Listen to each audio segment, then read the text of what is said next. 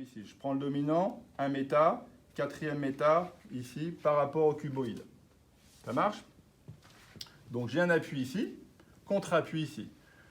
Donc là, en temps normal, je ferai juste l'étirement. Là, je conscientise que j'entraîne ce méta sur l'os du cuboïde. Voilà. Puis à un moment donné, quand j'ai créé le contact, j'ai accumulé tous mes paramètres cutanés et les tissus jusqu'au tissu profond, d'où est ici le neurospaphe. Petit stretch et j'entraîne le mouvement de l'os avec. Voilà. Donc ça fait ça. En accéléré, ça ferait ça.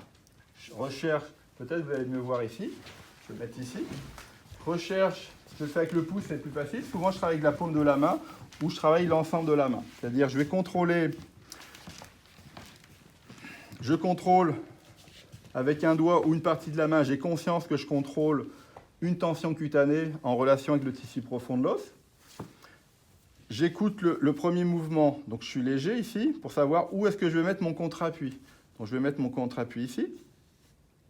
Et là, je peux, avec le reste de la main, vous voyez, faire ça. Vous me suivez? Voilà.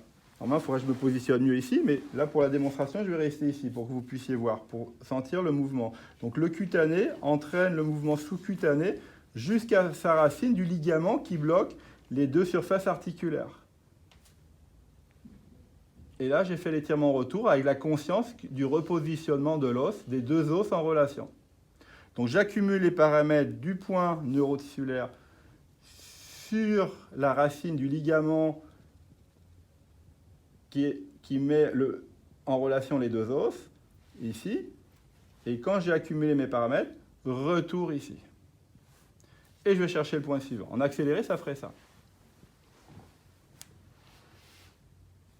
Je recherche un point suivant, contre-appui, voilà. Là, je suis sur calcanéum astragale. Okay, là, je pourrais même étirer comme ça.